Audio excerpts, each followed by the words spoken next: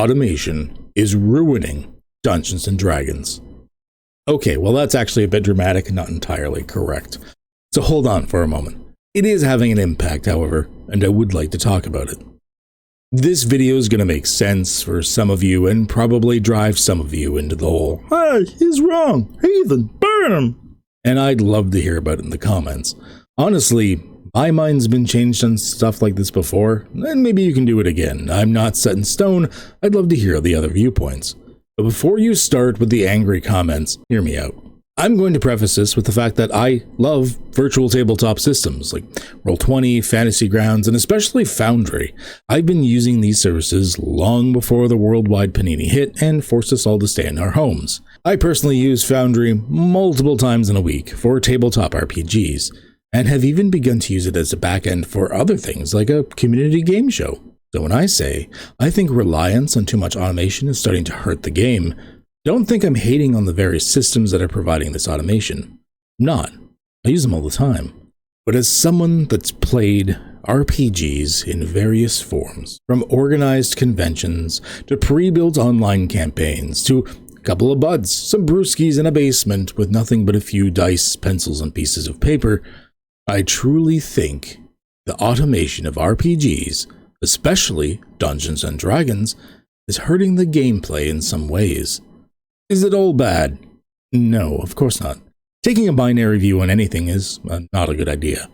And for anyone that knows me, engineering new and more efficient ways to do stuff, kind of in my wheelhouse. You'd think I'd be a huge supporter of this.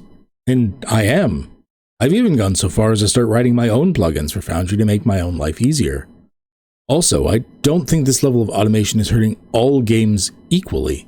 Games with more free-form style, like Fate or, to a degree, Cypher, aren't as affected by this. There's so much adjustment on the fly and free-form content that actual automation is less. So, it's Dungeons & Dragons that has the largest impact, so far in my opinion, due to it being the most popular RPG and a moderately crunchy system. Quick sidebar, for those new to the community and don't know what that means, a crunchy system is one that usually involves more intricate rule mechanics versus ones that are a little more freeform or narrative in nature. Compared to some even crunchier systems that aren't as well organized, rifts, D&D is well organized, streamlined, and fairly well written. It's no wonder there's more new players than ever before. But with the necessity of online play during the inane chaos that the 2020s have been so far, I feel like there's an issue. And this isn't me just being some old curmudgeonly player from the good old days, remembering his member berries. Despite these good past memories, with few exceptions, I would never actually go back to the RPG systems that I started with in the 90s. The modern design philosophies for RPGs have made them way more fun and easier to play than ever. I wouldn't trade that away at all just for member berries. And using virtual tabletops isn't new to me either. I remember using Roll20 on a TV for maps, pictures, etc. for my live home games going back to like 2013, 2014, I think it was. A resource at the time that made my life way easier. In newer virtual tabletops, like Foundry, it's pretty awesome that basically everything is done for you.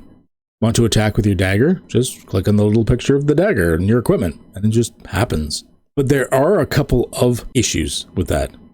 I've had the awesome experience of introducing a ton of new players to RPGs over the last few years.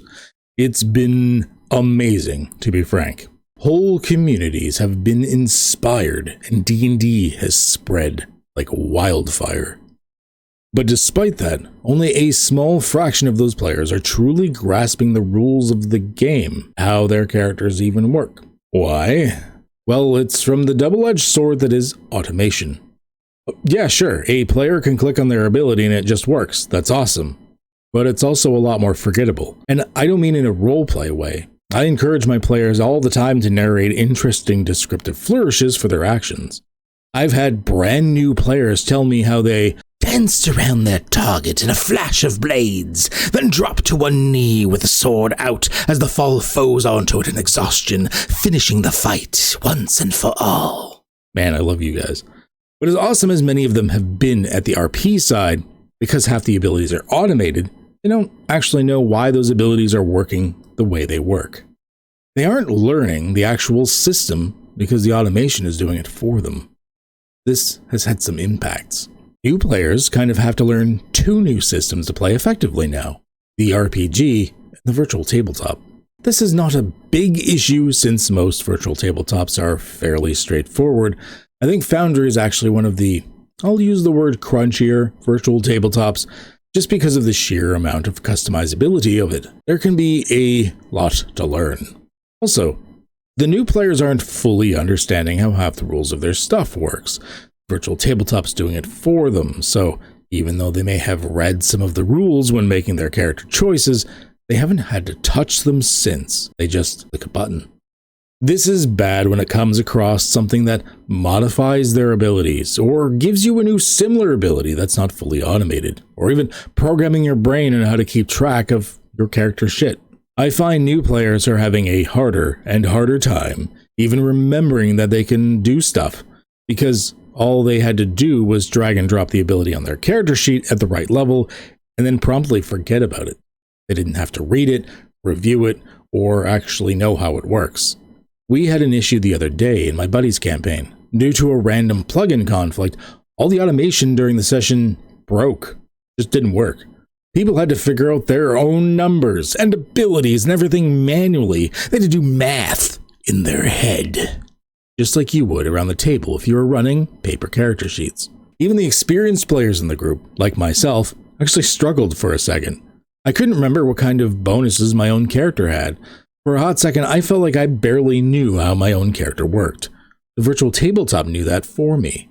It's only because I know the game inside and out, I've been playing it for quite a long time now, that it only took me a second to catch up and mentally calculate how everything works. However, for players less accustomed to playing that way, players that rely on the automation, this basically stops the game for them. They're just lost. A technical issue meant the game gets stuck because the players were struggling with how it actually works and can't rely on theater of the mind, aka doing it all in your spongy head meat. But the reliance on automation during our last few campaigns meant that as soon as automation was lost, even for experienced players, it felt like the captain of our brain ship was drunk at the wheel, and the game was kind of frustrating. If it wasn't for the DM doing a fantastic job with descriptions and keeping it interesting, we may have just called it for the night. And even with a good DM picking up the slack, if the game had been all new players that had only ever played in an automated environment, it would have been cancelled. Automation for players, especially new players, is truly a double-edged sword. When it works, it's amazing. The rules can step aside and let you focus on the narrative in a game whose rules are 99% about combat. But when that automation stutters, or even fails completely, you see the downfall. Couple that with the new players not effectively learning the game, and automation in some cases is a hindrance for players. But there's someone that's even more impacted, and that's the person running the game. Whatever you want to call them. The dungeon master, game leader, storyteller, narrator. This can wreck their day. Once again, this doesn't affect all systems in games equally. In games like Fate or even Cypher that rely on a loose narrative structure, it's not a big impact. But Dungeons & Dragons is a bit of a crunchier system. Okay, yes, you can run it solely theater of the mind, and I have plenty of times. That's how we used to do it back in the day. It's much harder to do online because of the limitations of voice communication. When using any sort of group voice chat, really only one person can speak at a time. It's not like at the table where side conversations can happen for RP, planning, etc. As a result, the person running a D&D game has a little bit of a harder time doing theater of the mind, especially if you run plus-size groups like I do with player counts of like 6 or 7 or sometimes even more. So in Dungeons & Dragons, you fall back to a strictly measured system of maps and tokens. Virtual tabletops like Foundry, Roll20, Fantasy Grounds, etc. then help you implement these maps with lighting and line of sight and all the fancy bells and whistles. However, as anyone these days should know, as operating environments have become increasingly more complex over time, So has the number of errors and bugs that have been introduced. I could run a game in Roll20 with a fraction of the errors as Foundry, but also with a fraction of the tools available. Foundry provides so many more options for the DM to create an astounding experience for their players, but can be a little more temperamental. More options means more complexity. It means more chances for the dreaded tech gremlins. And if a DM has just spent 4 or more hours planning the session around a specific set of maps, statistics, etc., and then the automation of the virtual tabletop fails, winging it actually becomes a little bit harder. If you have relied on that automation to make juggling literally an entire world easier, then your players are used to that type of experience. If you suddenly have to switch gears because something breaks, that nightmare for the person running the game means the whole session can get pretty badly screwed up. Am I saying to stay away from automation in virtual tabletops? No. Despite everything I've just said, I honestly think an environment like, say, Foundry plus World Anvil is a great combo to use, even for home games. I mean it, and I won't stop anytime soon. Side note, I'm not sponsored by anybody at all, ever. I've had World Anvil pop into my live streams once or twice, but for the most part, I'm not on anyone's radar. I just think they're bloody awesome. Foundry is my favorite virtual tabletop, and World Anvil has allowed me some organizational tools to edit my world info from basically any device. It's just awesome, and thanks to a plugin, they work together. I'm saying for those of us that have fallen down that rabbit hole of automation, maybe we should try shaking it up now and again. Try some more streamlined setups that require players to actually figure out some of the numbers themselves. Rely a little less on our future computer overlords to do the work for us, and just use them as tools in the background. Make a few tasks easier. I started thinking about this when live streaming my Secrets of Cats game in the Fate system using Foundry.